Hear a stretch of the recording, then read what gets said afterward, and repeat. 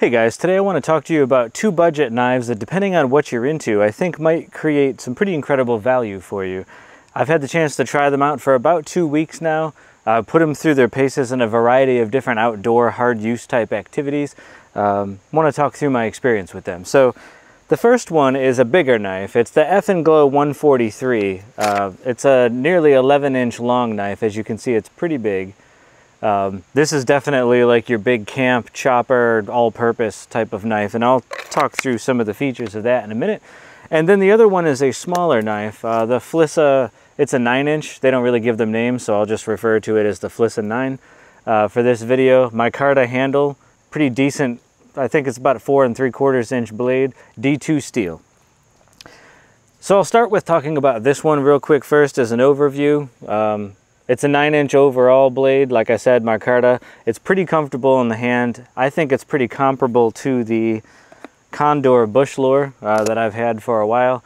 Now this one is obviously a high carbon steel, so it's a different kind of situation to use and maintain than D2, but similar use case, both scandi grinds, both pretty good at slicing and putting up with a lot of abuse. And this one obviously is kind of a rounded wooden handle. I consider it very comfortable to do hard work with, and I would say that the Flissa 9 is pretty close. It's a little bit less thick and bulbous. In some ways that's a plus, in some ways that's, I think, a little bit of a minus. I would say for hard pushing type tasks, the extra girth of the Condor bush lore is helpful, but generally speaking this one is comfortable. For most of the things I've done with it. I have batoned a bit with it. I've done some light just whacking small branches off of limbs that I've taken down. I've done some skinning and whittling work with it on what I was making walking sticks and things. And I've carried it as a belt knife. It comes with this sheath that you can see here. It's artificial leather. I think that this sheath is actually good. It sits about there on the belt, which I think is kind of perfect. I don't like my knives to sit super high. That's actually an issue I'll show you on the other knife. But this is a good day like belt knife if you're just outside for the day and want to put it through some stuff. And I think this edge held up really well to the abuse that I put it through. I sharpened it once in the 2 weeks of like repeated just heavy use that I was putting it through, and I've touched it up a couple real quick times on a strop just to maintain like a really sharp edge. And I've seen people recommend in other videos that you do a micro bevel when you're sharpening it, because this is a true scandi, meaning that this slope goes all the way to the very cutting edge instead of like going to the edge and then the edge itself tapers in.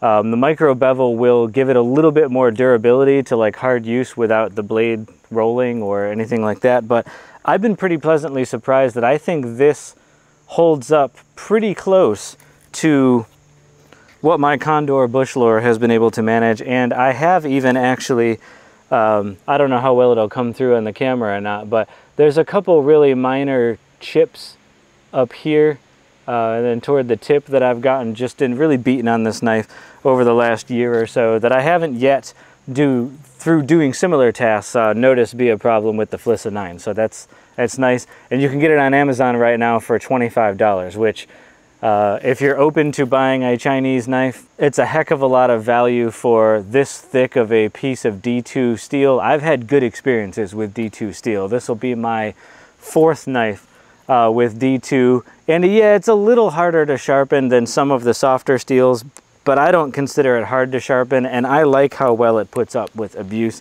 It's not as corrosion resistant as some knives, but it's definitely easier to take care of than a high carbon steel knife, where if I'm not like cleaning it thoroughly and oiling it each time, I've had corrosion I've had to take off the blade. So this other one comes in a kydex sheath with a push button mechanism to open this up so you could put it on the sheath on your belt.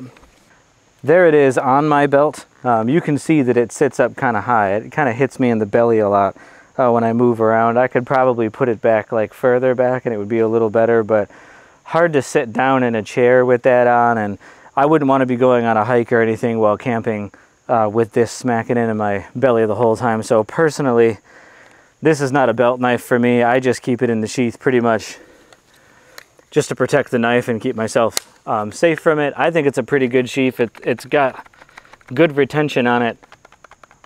It's not going to accidentally fall out, which is great, but it's also not that difficult to pull out.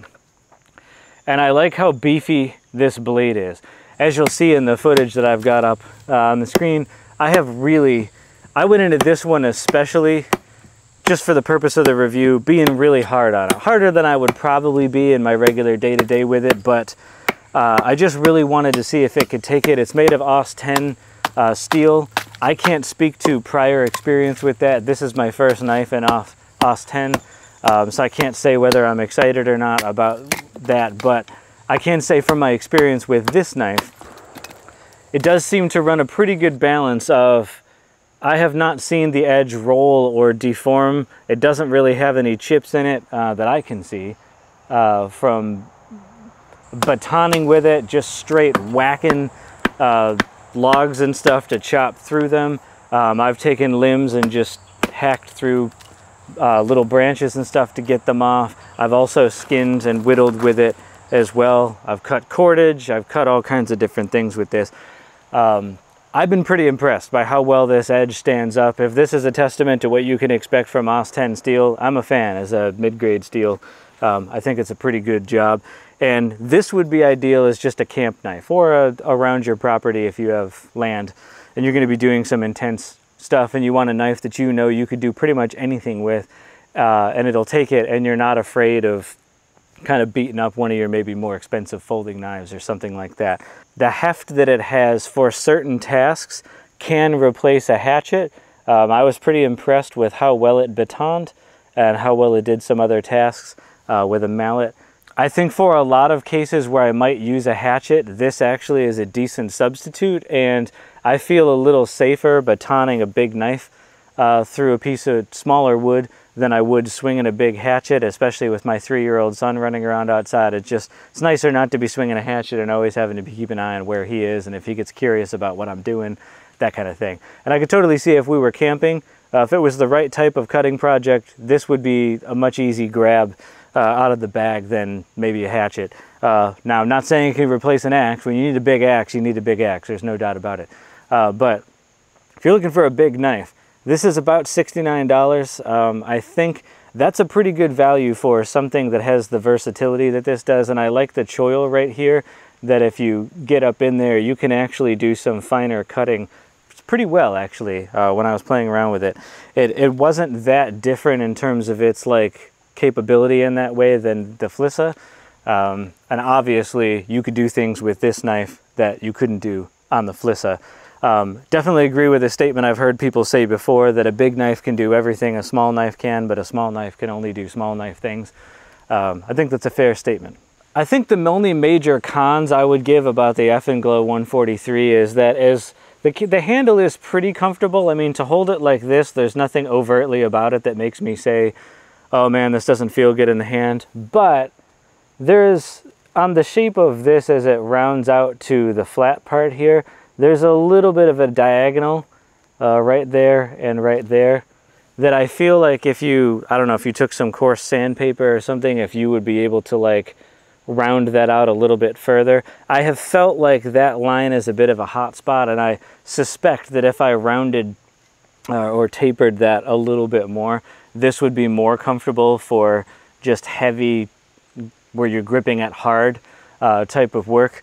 And like I said, I wish that they had found a way to maybe make this belt clip go up a little higher just so the knife sits lower. Especially that problem is exacerbated by just how big of a knife it is. The handle is large. It just sits up, like I said, too high for me to want to really carry it around as a belt knife.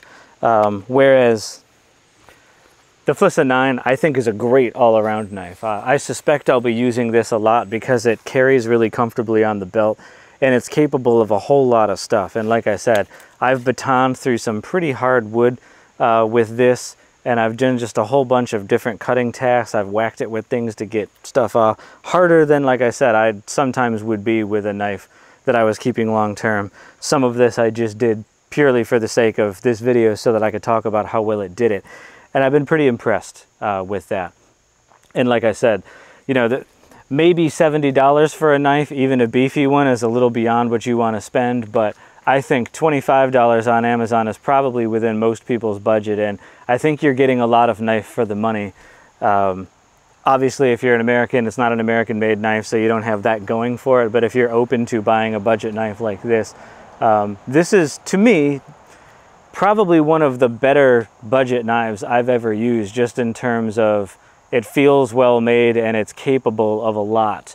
And you're not feeling like as you use it, oh man, you know, I'm using a $20 knife, I really should have sprung for something more expensive.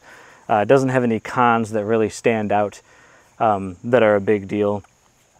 The sheath could be a little better, but under the preface of this is a $25 knife, I'll forgive it a lot of things. Probably my only like real gripe that I have about this is when it's sitting on your belt, this little snap that goes around has a tendency to want to go, and if you're not careful as you're just shoving this in, the blade can kind of cut the strap there, and I just feel like if you did a whole bunch of just quick throw it in your side over time, you might start cutting through that strap. That could have been designed maybe a little bit differently with that in mind, or just go with a different design altogether like the Condor bush lure did, where it just goes further up the knife to have the detent, and then you're not worried about the belt strap at all being an issue. That would have been kind of a subtle improvement, but the price of the bush lure has also gone up itself to, I think it's around $60 now. So obviously not comparable anymore in price to the Flissa. And I personally, I admit that a high carbon steel blade isn't that hard to take care of as long as you clean it well in between, and especially if you keep it oiled. It doesn't corrode a whole lot, but I do like the idea of the D2 steel of the Flissa. D2, some people say, oh, it's not very stainless compared to, you know, 420HC or any of those types of varieties, and that's true.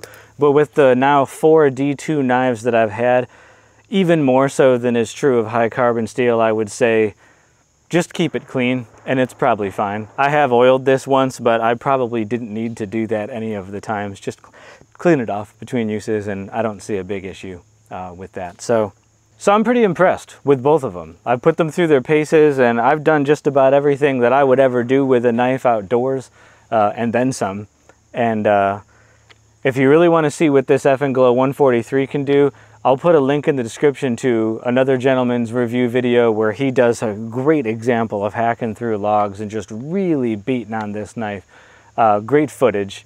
I watched that actually in preparation for my own video, and I recommend you check his out if you're thinking about this knife. If you have any other questions about these that I haven't talked about in the video, throw them down below and I'll do my best to answer them. And otherwise, thanks to both of these companies for making a great budget option. I appreciated checking them out, and catch you guys in the next one.